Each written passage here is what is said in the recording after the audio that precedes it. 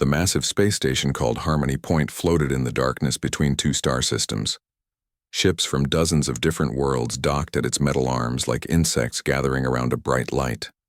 Inside the station's main hall, representatives from across the galaxy sat around a huge circular table made of polished stone. Ambassador Jake Morrison adjusted his dark blue suit and looked around the room. At 42 years old, he had short brown hair and calm green eyes that missed nothing. He represented Earth and all human colonies in this important meeting. Next to him sat Lisa Chen, a young woman with black hair pulled back in a neat bun. She was his assistant and one of the smartest people he knew. On his other side, Captain Ryan Tucker wore his military uniform with pride.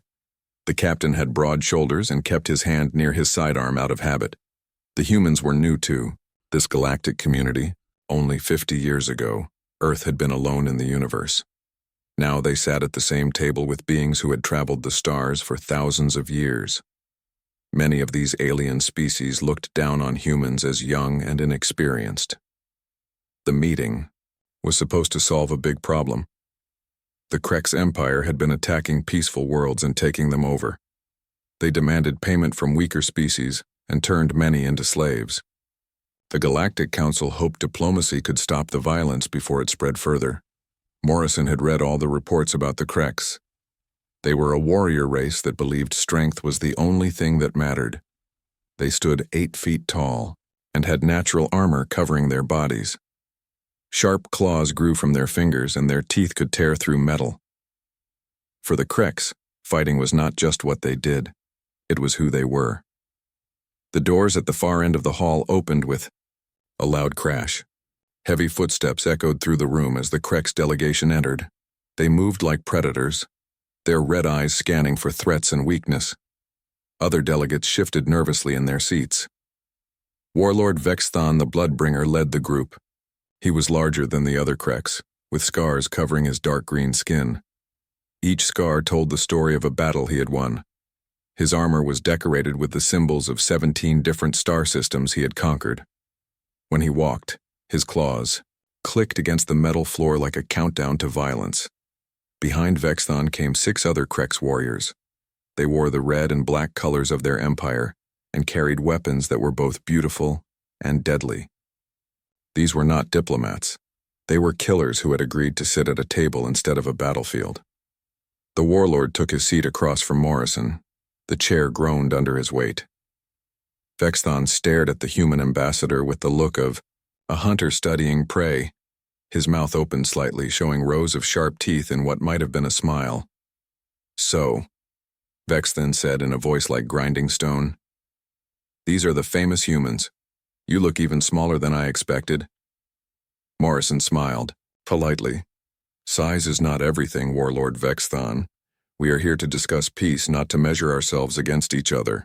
The alien's laugh was like the sound of breaking glass. "Peace is for the weak. The strong take what they want and crush those who stand in their way. This is the natural order of the universe."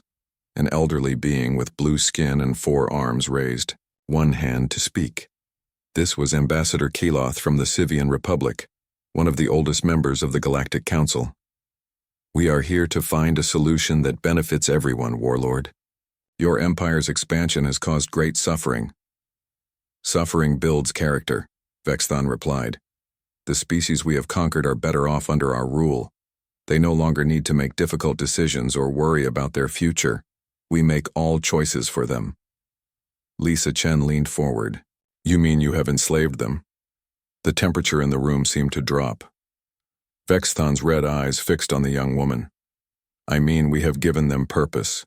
Before we arrived, they wasted their lives on art, music, and other foolish pursuits. Now they serve a greater cause." Captain Tucker's jaw tightened, but he remained silent. Morrison placed a gentle hand on his aide's arm to keep her from saying more. "Let us discuss the matter at hand," Morrison said calmly. "The Council has asked us to negotiate new borders for your empire. We understand your people need room to grow, but taking worlds by force creates enemies instead of allies." Vexthon slammed his fist on the table. The sound echoed through the hall like a gunshot. "We do not need allies. We need subjects. The weak should serve the strong. This is how the universe has always worked. Perhaps, Morrison replied, but working together often achieves more than working alone. Humans have learned this lesson well. Our colonies prosper because they choose to cooperate, not because we force them to obey. Your colonies are weak, the warlord snarled. I have seen the reports. Your worlds have no weapons, no armies worth mentioning. You spend your time growing food and building cities instead of preparing for war. Any real warrior could conquer them in days. Other delegates around the table watched this exchange with growing concern.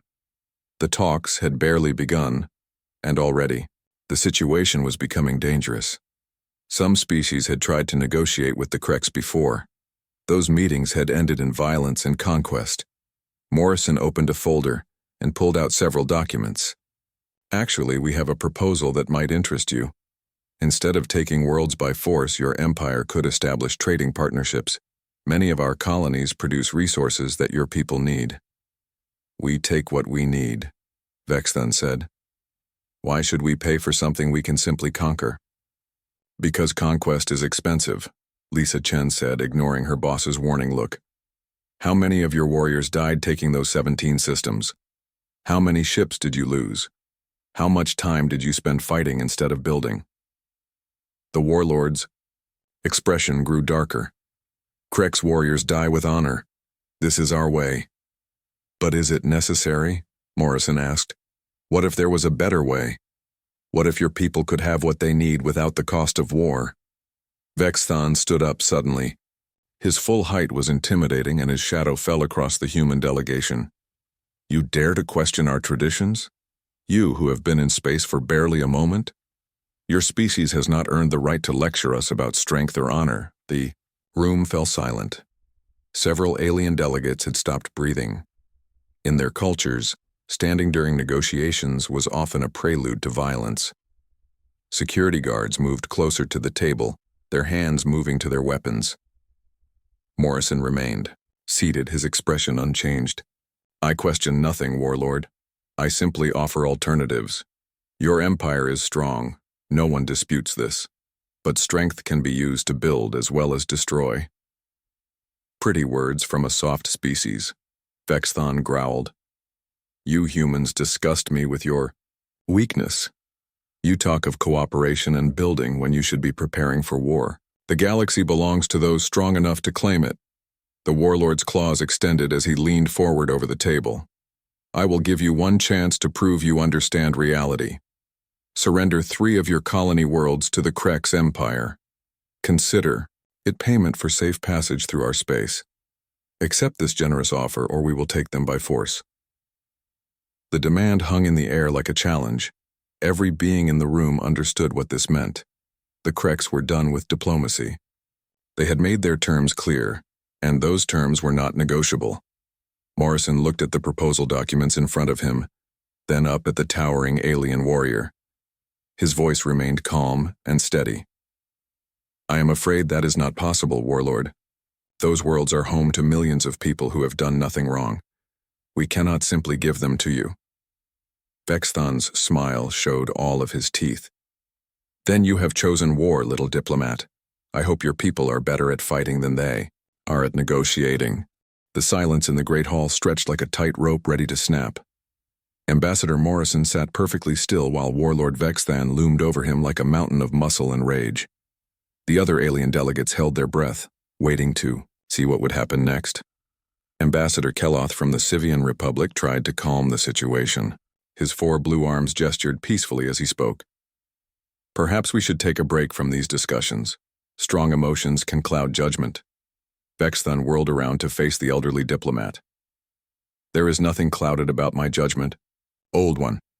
These humans refuse to accept reality. They think their soft words can protect them from the truth of the universe. Captain Tucker shifted in his seat, his hand moving closer to his weapon. Lisa Chen gripped her tablet so tightly her knuckles turned white.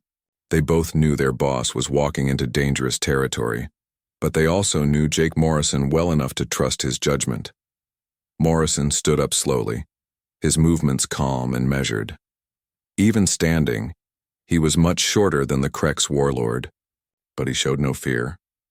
The truth of the universe, as you call it, has many faces. Yes, the strong often take from the weak, but sometimes the weak surprise the strong. A low growling sound came from Vexthon's throat.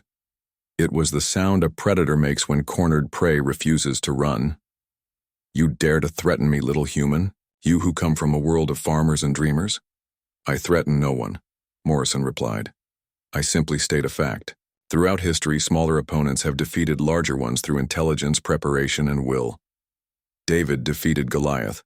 The mouse can escape the cat. Sometimes size is not the most important thing in a fight. The comparison to ancient Earth stories was lost on most of the aliens, but the meaning was clear. Morrison was not backing down. If anything, he seemed to be pushing the Warlord toward some kind of confrontation. Vexithon's scarred face twisted into an expression of pure rage. You compare me to some mythical giant? You think your clever words make you strong? He slammed both fists on the table with such force that cracks appeared in the stone surface. Words are wind.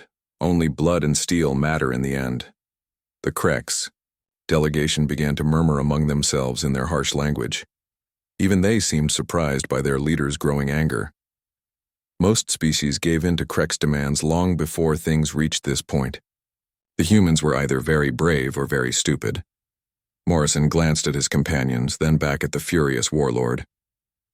If words mean so little to you, why are you here? Why not simply attack our worlds and be done with it? Because the Council asked for this meeting, Vexthon snarled. Because some weak-hearted fools think diplomacy can solve every problem. But you have shown me the truth, human. Your species is too proud to submit and too weak to fight. You deserve what is coming. The Warlord turned to address the entire assembly. His voice carried to every corner of the Great Hall. I call upon the ancient laws of challenge. Since diplomacy has failed and this human refuses to see reason, let combat decide the matter. A gasp went up from the gathered delegates. The ancient laws were old beyond memory, dating back to the first days of the Galactic Council. They were rarely invoked in modern times, but they still had legal force. If a formal challenge was issued and accepted, the matter would be settled by single combat. Ambassador Keloth rose to his feet, alarm clear in his voice. Warlord, surely this is not necessary. The challenge laws were meant for a different time. When civilization was young and the laws are the laws, Vexthon interrupted. They cannot be changed simply because they become inconvenient. I, Vexthon the Bloodbringer, conqueror of 17 systems, formally challenge the human delegation to ritual combat. The winner will dictate the terms of any agreement between our peoples. The hall erupted in excited chatter. Beings from dozens of worlds began talking at once, their voices mixing into a chaos of sound. Some seemed thrilled by the prospect of violence, while others appeared horrified. Security guards moved to better positions around the room, unsure whether they should intervene. Lisa Chen grabbed Morrison's arm. Sir, you cannot be serious about accepting this. Look at him. He is twice your size and covered in natural armor. This is not a fair fight. Captain Tucker leaned closer to whisper urgently. Jake, I know you have training, but this is suicide. Let me take your place. It is my job to handle the dangerous situations. Morrison patted both of their hands gently. I appreciate your concern, but this is not your choice to make. Besides, who said anything about accepting? Hope flickered in Lisa's eyes, but it died quickly when Morrison turned back to face Vexthon. The Warlord was grinning now, showing all of his razor-sharp teeth. He clearly expected the human to refuse and lose face in front of the entire assembly. Your challenge is noted, Warlord, Morrison said in a clear voice that carried throughout the hall. Under the ancient laws, I have the right to consider your terms and respond within 1 hour. Vexthon's grin faltered slightly. Most species either accepted immediately out of false bravado or refused immediately out of good sense. Morrison was doing neither. What is there to consider, little diplomat? You fight or you surrender your worlds. Those are your only choices. Actually, Morrison replied, pulling out a small device that looked like a tablet. The ancient laws are quite specific about the rules of challenge. I have them right here, translated into several languages. He began reading from the screen. A formal challenge may be issued by any party to a dispute. The challenged party has one standard hour to accept or decline. If accepted, combat will take place within 6 standard hours in a neutral location. The human ambassador continued reading. Both parties may choose their weapons from an approved list.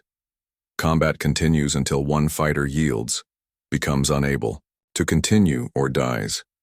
The winner speaks for their entire people in all matters related to the original dispute. Several alien delegates nodded. These were indeed the ancient laws, unchanged for thousands of years. What surprised everyone was that Morrison seemed to know them better than most long-time council members. Vexthan's expression grew more confident. "Rate all you want, human. The words will not make you stronger or me weaker. Will you accept my challenge, or will you crawl away like the coward you are?" Morrison closed his tablet and looked directly into the warlord's red eyes. "I accept your challenge, Vexthan the Bloodbringer. Combat will be settled according to the ancient laws, with the winner determining the relationship between our peoples." The hall fell silent again, but this time the silence was different. It was the quiet that comes before a storm, heavy with anticipation and dread. Lisa Chen covered her face with her hands. Captain Tucker muttered something that might have been a prayer or a curse. The other delegates stared at Morrison as if he had just announced his own death. Fighting a Krex warrior in single combat was considered suicide by most species. Vexathan had never lost a battle in his entire life. His reputation for violence was known across the galaxy, but Morrison seemed strangely calm, as if accepting a dinner invitation rather than a fight to the death. "When and where do we settle this matter, Warlord?" Vexthan laughed, a sound like breaking stone. "The station has a combat arena on level 7. We will meet there in 4 hours, when the main shift ends and more beings can watch you die." He paused, savoring the moment. "What weapons do you choose, little human?" "I will use traditional Krex war blades." Morrison considered for a moment. "I will use standard combat knives. Nothing fancy." The laughter from the Krex delegation was loud and mocking. War blades were 3 feet long and designed for maximum damage. Combat knives were barely longer than a man's hand. It seemed like Morrison had chosen to make his defeat even more certain.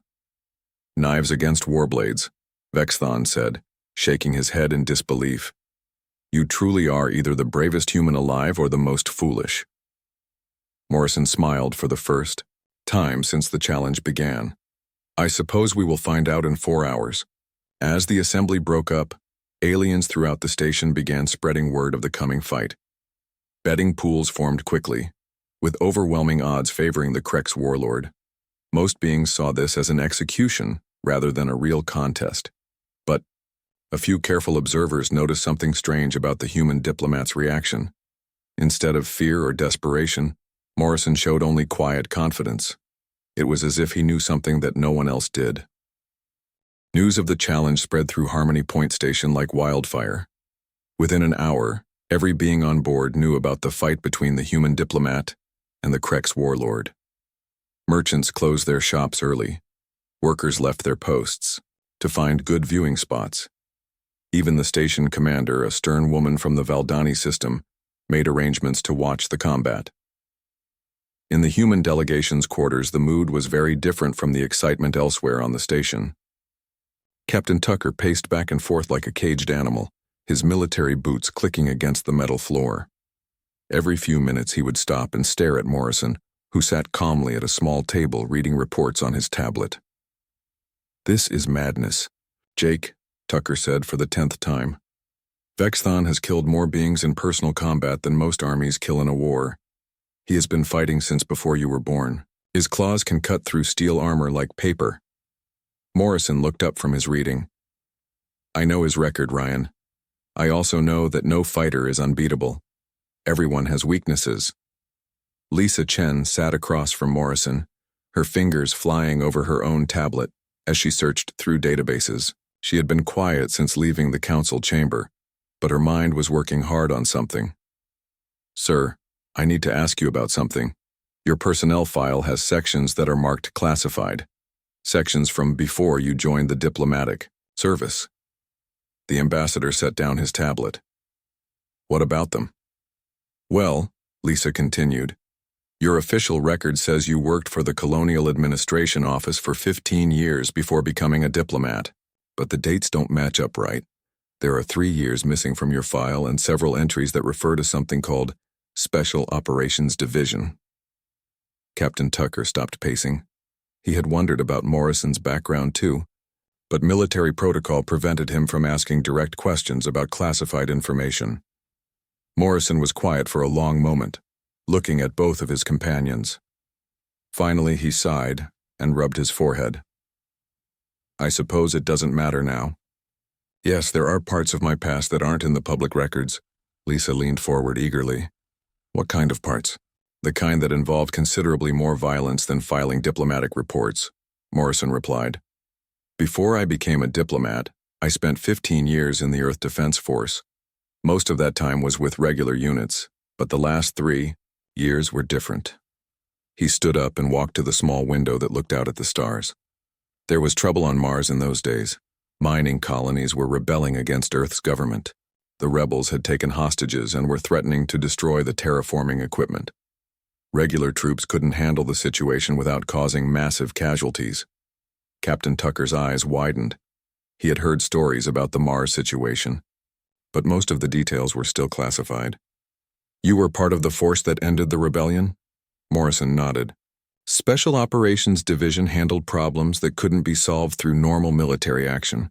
We went places where regular soldiers would cause too much attention. We solved problems quietly. What kind of problems? Lisa asked, though she was beginning to understand. The kind that involved getting very close to dangerous people and making them stop being dangerous, Morrison said simply. I was good at it. Too good, maybe. After Mars, there were the Europa mining conflicts, then the Titan separatists. Each mission was harder than the last. He turned back to face them. I earned a nickname in those days. Other soldiers called me the Whisper, because I could end conflicts without anyone hearing a sound. I could get close to targets that others couldn't reach. I could read how people moved and fought, find their weak spots. Lisa stared at him, with new understanding. That's why you seemed so calm when Vexthan issued his challenge. You weren't afraid because you've done this before. Not exactly like this, Morrison admitted. But yes, I've faced opponents who were bigger and stronger and supposedly more dangerous than me. The key is not to fight their fight. You make them fight your fight instead. Captain Tucker sat down heavily in a chair. Jake, why didn't you tell us? I've been worried sick about you going up against that monster. Morrison smiled slightly. Because being a diplomat means leaving that part of my life behind. I became an ambassador because I was tired of solving problems with violence. I wanted to try words instead of weapons. But now you have to go back to the old ways, Lisa said. For one fight, yes. After this, hopefully we can return to talking, instead of killing. Lisa was still scrolling through her tablet, accessing files that required special clearance codes. Sir, there's more here. It says you spent 2 years as a combat instructor after your field missions ended. You taught knife fighting and close quarters combat to elite soldiers. That's correct, Morrison said. The military wanted me to pass on what I had learned.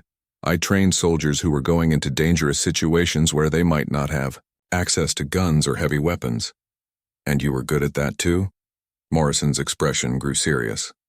Lisa, I taught those courses because I was one of the best knife fighters in the entire Defense Force. It wasn't something I was proud of, but it was something I was good at. Captain Tucker shook his head in amazement. No wonder you accepted that challenge. You probably know more about close combat than anyone else on this station. Maybe, Morrison said. But knowledge and experience don't guarantee victory. Vexthan is still bigger, stronger, and faster than me. His natural weapons are better than anything I can carry. This won't be an easy fight. Meanwhile, in another part of the station, Warlord Vexthan was preparing for battle in his own way. He stood in the center of his quarters, practicing with his warblades. The curved weapons whistled through the air as he moved through ancient combat forms. Each movement was precise and deadly, honed by decades of real battle. His warriors watched with approval.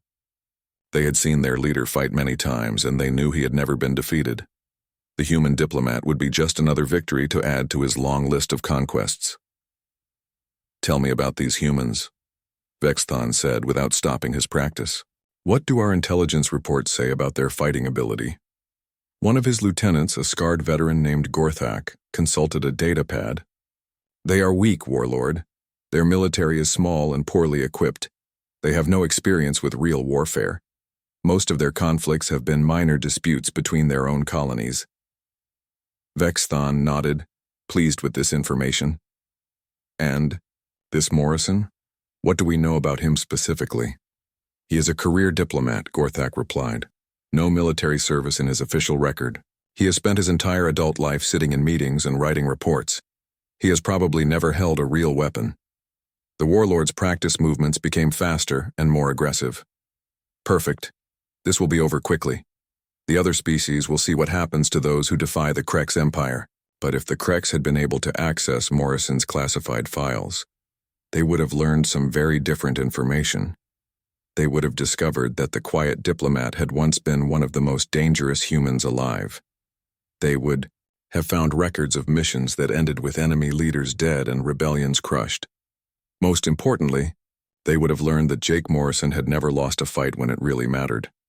Down in the station's combat arena, preparations were already underway. The circular fighting pit was surrounded by rows of seats that could hold over 1,000 spectators.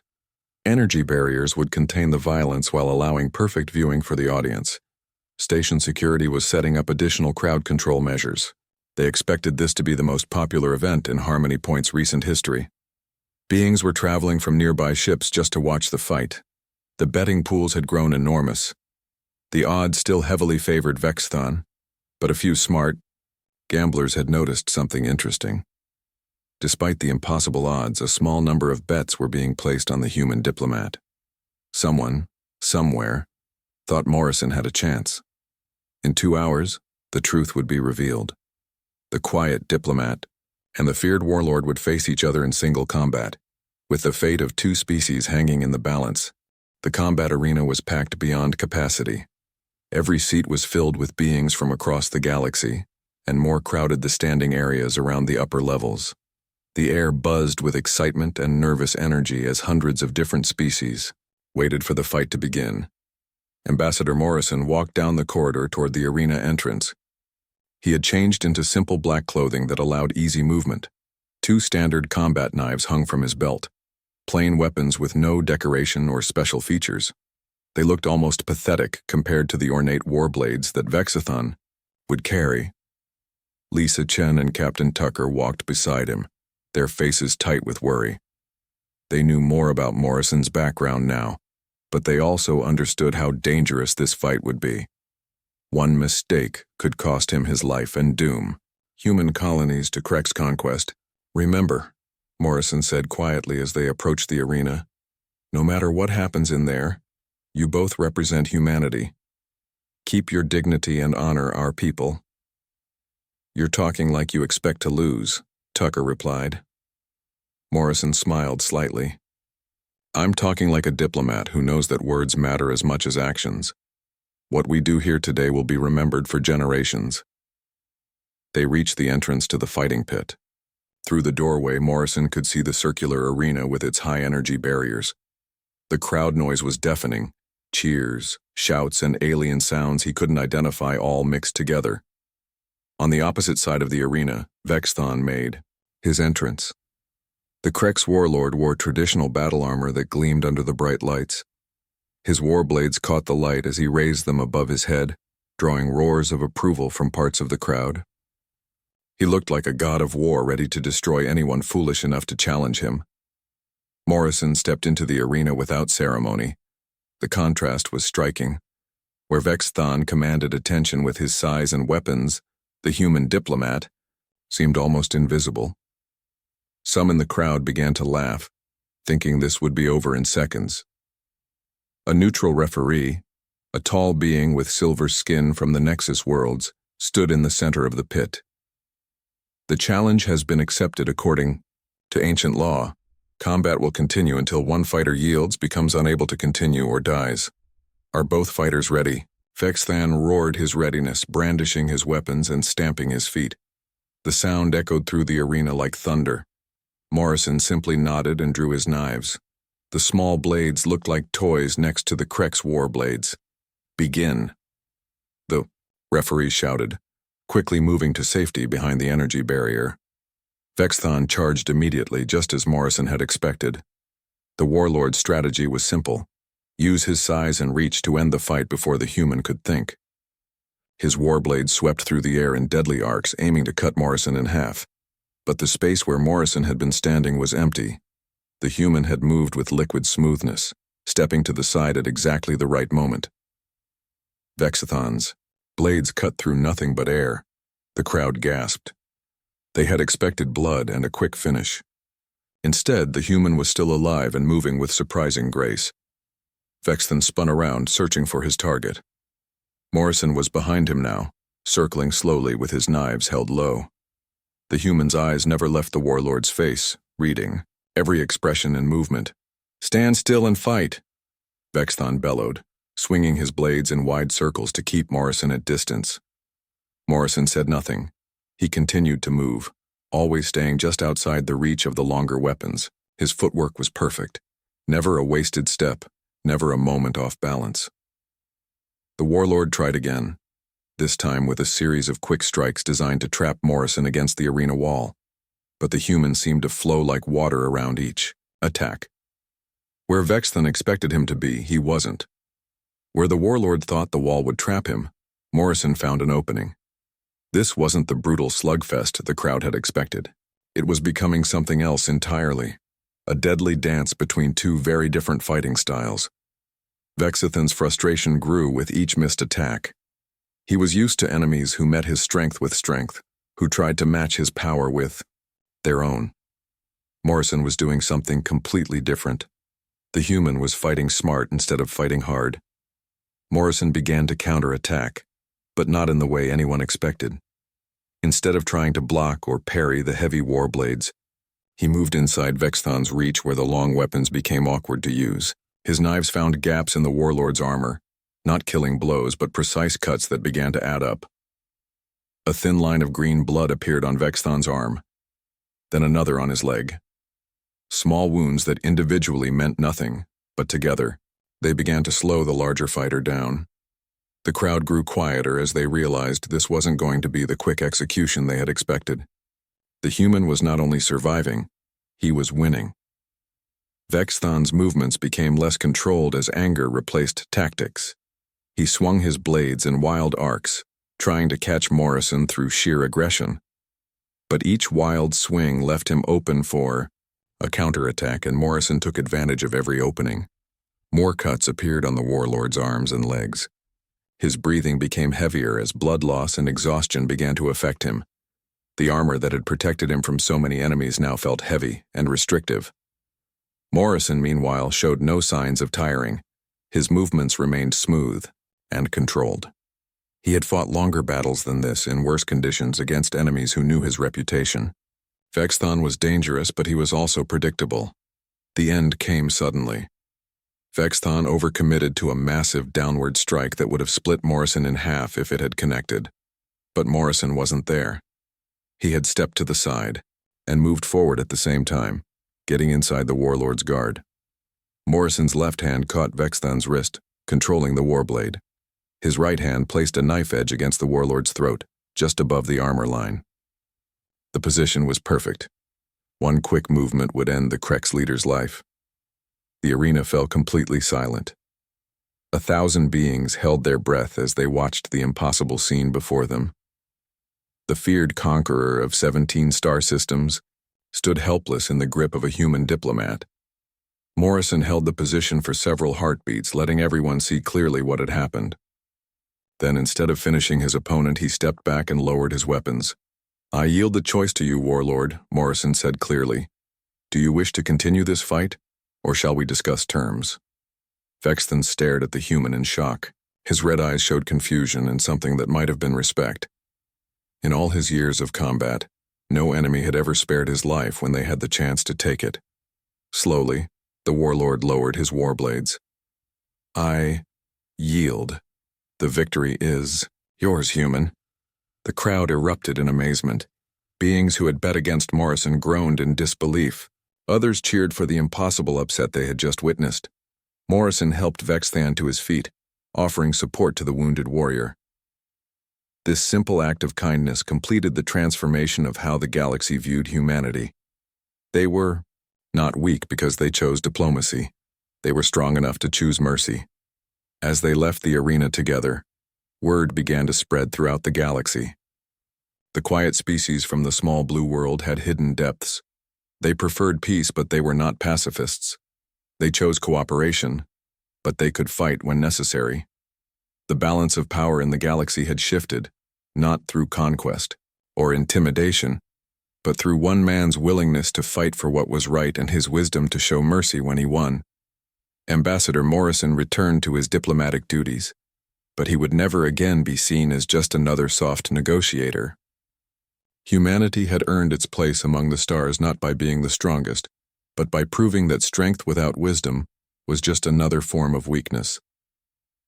The Krex Empire honored their agreement, and Vexthan became an unlikely ally. He had learned that day that there were different kinds of strength, and sometimes the greatest victory came not from defeating an enemy, but from turning them into a friend.